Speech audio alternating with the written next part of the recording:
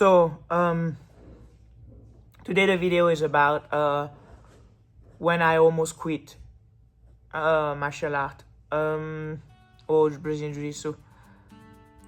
I never almost quit martial art. I quit martial art 3 times in my life. Okay, so the first one is when I was 10 years old because my parents couldn't bring me to judo.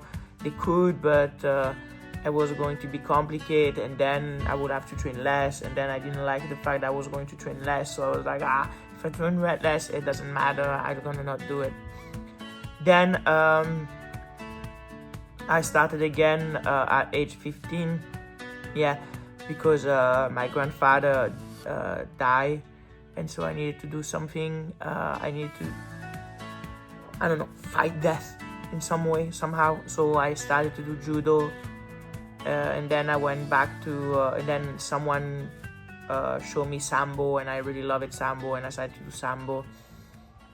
Then I quit at age of 20 because I got knocked out very badly, and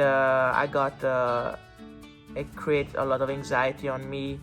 I'm a hypochondriac, and I suffer of anxiety, and I suffer of anxiety, and it's not depression because it's not really depression, a mood disorder, we're gonna say, and so where I feel that everything I do is not worth it and everything.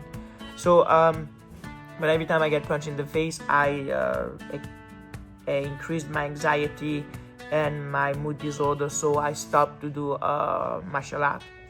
Then I started again at 24 because my wife wanted to do martial art and I wanted to do something with her, so I went back to do martial art, and then I fell in love with jiu-jitsu, and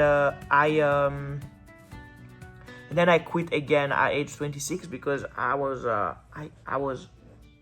like, it's not a real job, I'm not making money, this is just a hobby, I should do something, I should become an adult and do a real job. It didn't work very well.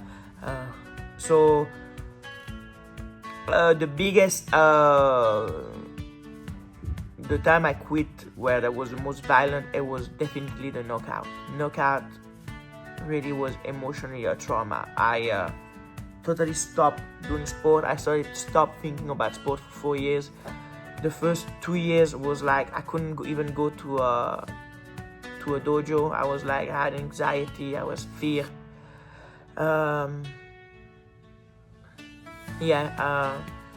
So it was very bad. So I totally did something else with my life. I did 3D.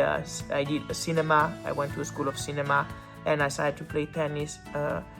And how did I go back to? How I came back? It's weird. It's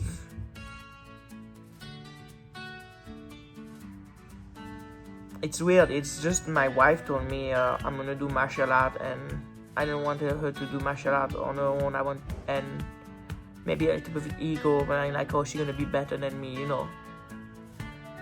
warrior ego. Maybe it was just the warrior ego that brought me in the martial art. I was like, I'm gonna not let my wife be better than me in martial art. Well, she actually became better than me in martial art for a lot of years.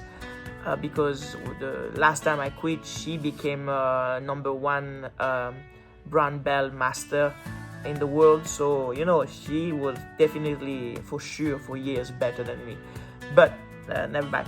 I didn't want her to be better than me in martial art, so I went back to do martial art, and I fell in love again, discovering what actually was jiu-jitsu,